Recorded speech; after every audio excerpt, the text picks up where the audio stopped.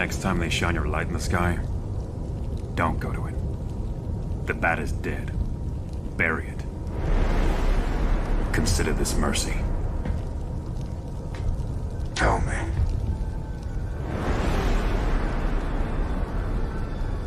Do you bleed?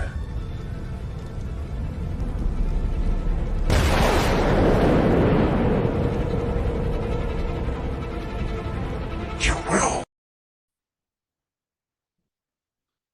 Okay, so there's been news that The Flash's real ending will lead to Ben Affleck's Batman multiverse, and this is what they denied us somehow. This is from Cosmic Book News. The Flash real ending led to Ben Affleck Batman multiverse by Matt McGloin. So there should have been Man of Steel 2, Batman Beyond, and lots more. So DC insiders have filled me in on the real ending of the Flash movie, which would have been which would have led to a Ben Affleck multiverse in addition to Man of Steel 2 and more. This is going to blow your mind. It has blown my mind. It's no secret that The Flash was bombed at the box office and will reportedly lose 200 million or more. So to say it's a complete disaster is an understatement. So what happened? It's also no secret that the flick underwent major changes from what it was originally intended to do. Massive rewrites, massive reshoots. That's the truth. It's known the ending of The Flash was changed from featuring Henry Cavill as Superman side by side, Sasha Calle as Supergirl, and Michael Keaton as Batman, to nixing all that and featuring George Clooney as Batman. But that's not all. Man of Steel was going to feature Henry Cavill as Superman with Sasha Calle as Supergirl against Brainiac in a more inspired and positive movie. I've been told that was even talk about getting Chris McGuire back to direct Cavill's back to direct. Okay, Cavill's Mission Impossible director who was crushing it with this week's release of Mission Impossible: Dead Reckoning Part One. Recall that Cavill and McQuarrie pitched Man of Steel 2, but I believe it was Walter Hamada who turned it down. McQuarrie seems really pissed about things and said he would never be directing a Superman movie. However, Hamada got the boot. Enter Mike DeLuca, who would have brought Chris McQuarrie back, assuming McQuarrie wanted to. So, who's Mike DeLuca? Well, not only is Mike DeLuca currently in charge of Warner Bros. Pictures, but DeLuca is a huge comic book fan, and DeLuca is responsible for getting the Blade movies made, and I'm told for even getting David S. Goyer his start. Goyer's blog goes over things. With Goyer, of course, going on to write the Christopher Nolan Dark Knight trilogy and Man of Steel with Zack Snyder. I'm told that the cut of The Flash that Mike DeLuca oversaw is considered a masterpiece. It's a beautiful movie with a beautiful ending. So from what I'm told, DeLuca's version, The Flash, would have led to an all would led to all the big plans for DC that we would have been hearing about prior to the newly announced DCU of Gunn. Henry Cavill would have been back as Superman in Man of Steel 2 with Sasha Calle, Supergirl versus Brainiac, more Dwayne Johnson's Black Adam versus Superman, James Gunn stuff would have been involved, and my understanding is that Gunn would even have been in charge in the Kevin Feige role. Okay, the Michael Keaton Batman Beyond movie would have happened. Kevin Smith is absolutely right. Zack Snyder would have come back if he wanted to, but what's missing from all of this is the Ben Affleck Batman movie would have been made. True. So enter Grant Morrison. So fans of Titans will recall the epic Beast Boy multiverse scene, which features a host of DC references. But quite surprisingly, a scene happens to feature DC comic writer Grant Morrison. Morrison happened to write Animal Man, so that it is why it's thought Morrison appeared as a cameo. And while true, there's more. What else did Morrison write? Tada, Final Crisis. So I'm told the masterpiece version of The Flash that Mike DeLuca oversaw, Titans footage was thrown out, and we know all kinds of scenes were cut, as Andy Muschietti actually has a 4-hour cut, and we also know they decided not to use Grant Gustin. So much like the CW's Crisis, which features the Urza Miller cameo, the Flash movie was also going to connect all of the DC movies and TV shows, but on a much larger scale. So the real ending of The Flash would have been a real tearjerker and a heartfelt ending. The real ending of The Flash sees Henry Cavill as Superman alive with Sasha Calle as Supergirl, who realizes that her cousin is not dead. And they would have gone to team up and start together in Man of Steel 2 against Brainiac on the big screen in an epic movie. Michael Keaton as Batman is shown there along with them, and but the Batman Beyond movie would have gotten made. However, the original plan was not to have Michael Keaton replace Ben Affleck. Ben Affleck was to get his own movie versus the Joe Manganiello Deathstroke, which was Affleck's version of the Batman. When Barry resets things, the real ending of The Flash does not wipe out the Ben Affleck Batman. It shows Ben Affleck trapped within the multiverse, where Bruce Wayne is seen knowing he's trapped and says something to Barry like, "What about me? Don't forget about me," which is a nod to that Bruce and Barry scene that Zack Snyder came up with in Batman v Superman, where Barry is in the Speed Force multiverse appearing to Bruce, but the real ending of The Flash was Affleck trapped screaming for help. Damn.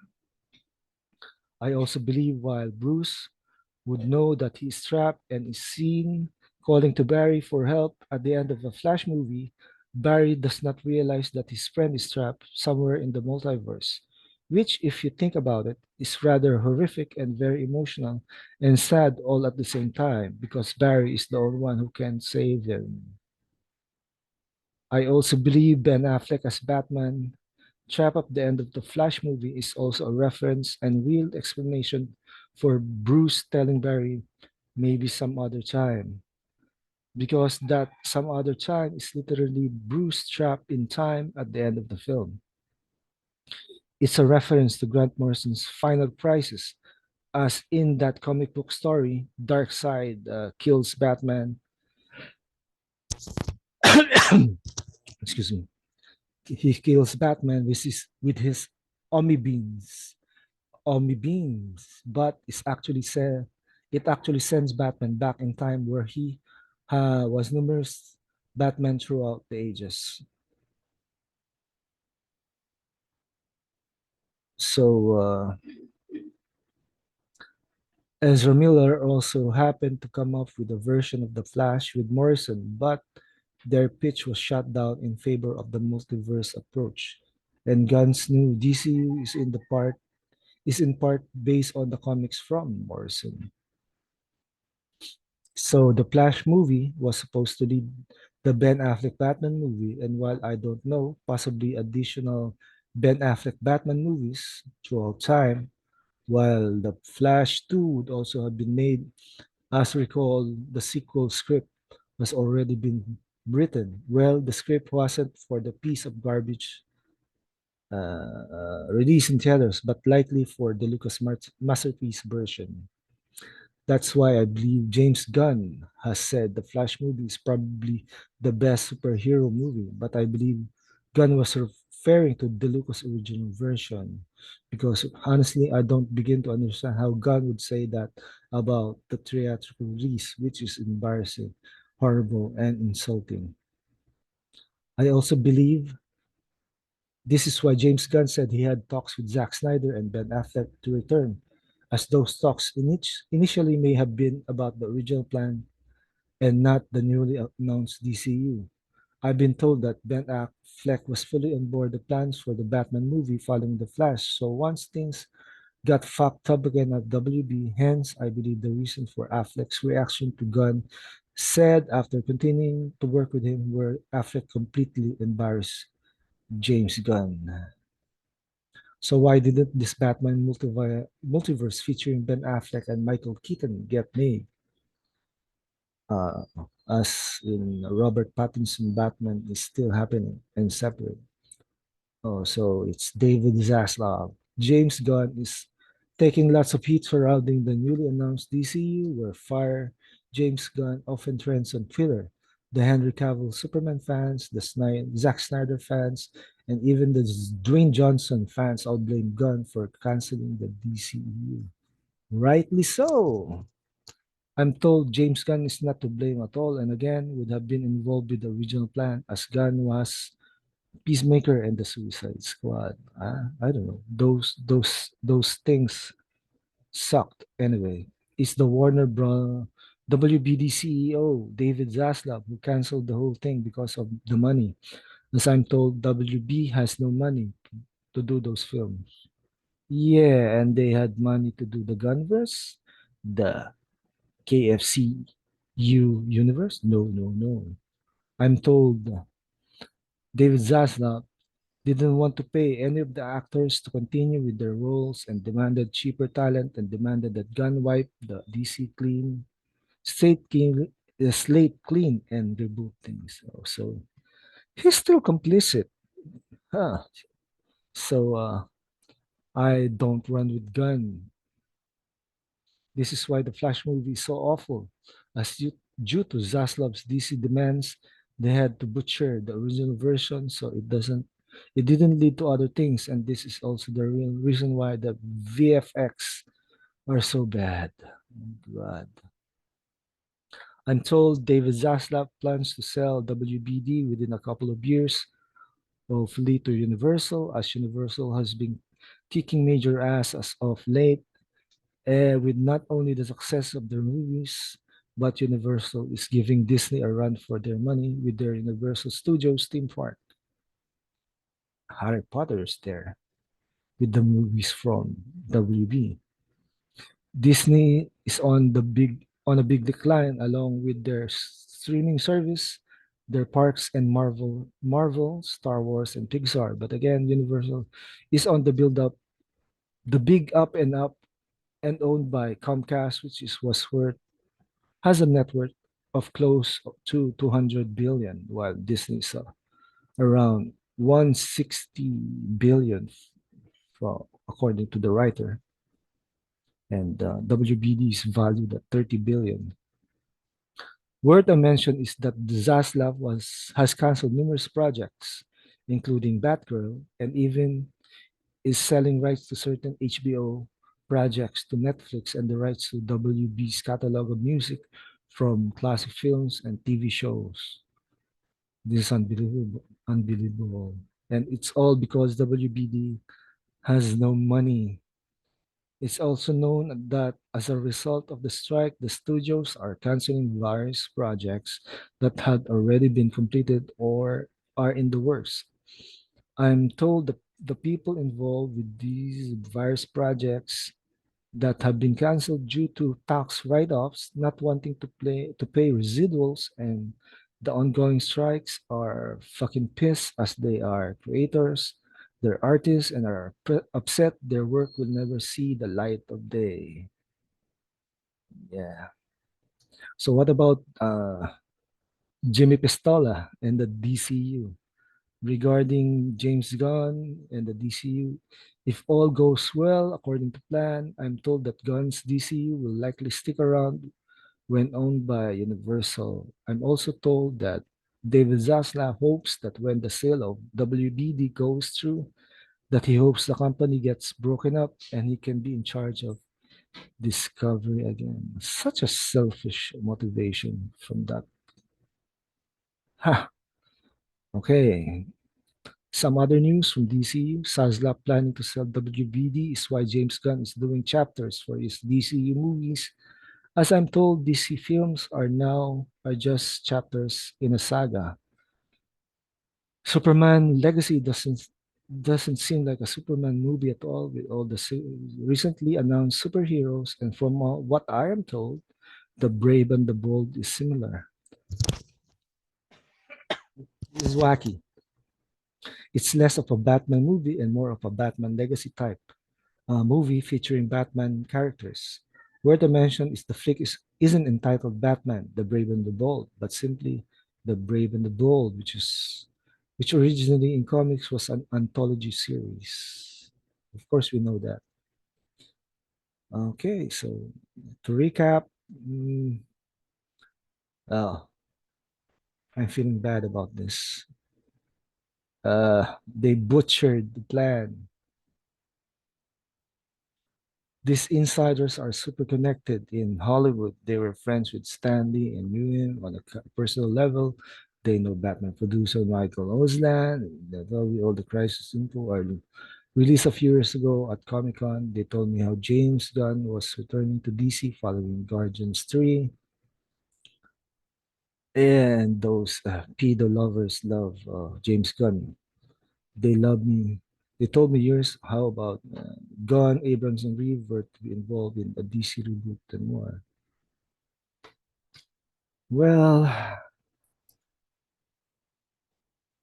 that doesn't feel like a great news, actually.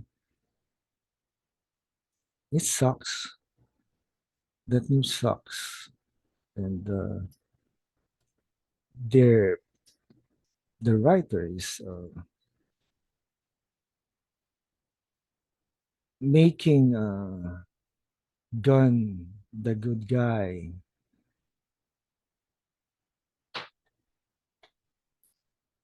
And somehow I don't believe it since he was the one who fired Cavill.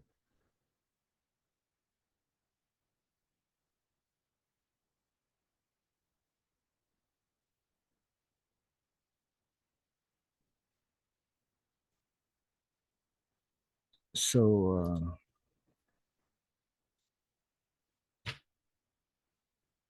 that's my comic news for today. And I feel nauseous. Actually, we could have had a different Flash. We could have had a better Flash movie, but we didn't. So, till next time.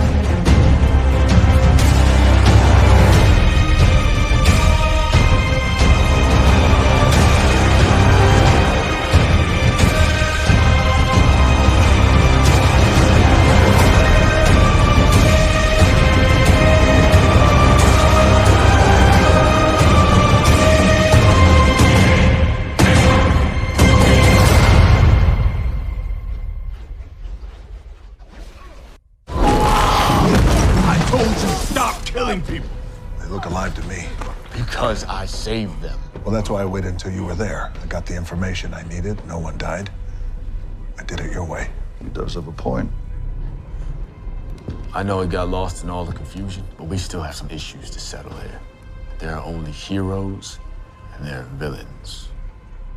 You think yourself a hero, but you would let these criminals go free. Heroes don't kill people. Well, I do.